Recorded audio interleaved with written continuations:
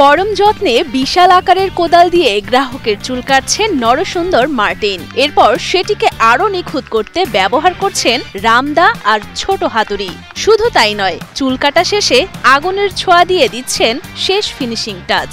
এভাবেই চুল কেটে গ্রাহকদের নিউ লুক দিচ্ছেন সাফারি মার্টিন। আধুনিক সরঞ্জাম ব্যবহার করলে ত্বকে র্যাশ আর গভীর ক্ষত সৃষ্টি হয়, তাই কোদাল আর হাতুড়ি দিয়েই চুল কাটাতে পছন্দ করি।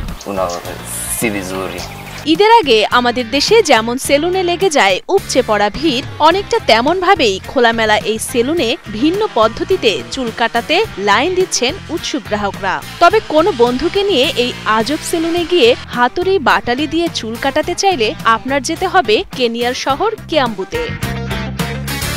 এমন খোলামেলা সেলুনে আজব যন্ত্রপাতি দিয়ে চুল কাটানোর খরচও কিন্তু নেহাত মন্দ নয়। প্রতিটি হেয়ার কাটের জন্য গুনতে হবে 40 থেকে 60 মার্কিন ডলার, যা বাংলাদেশি টাকায় প্রায় 5,000 থেকে 7,000 টাকা।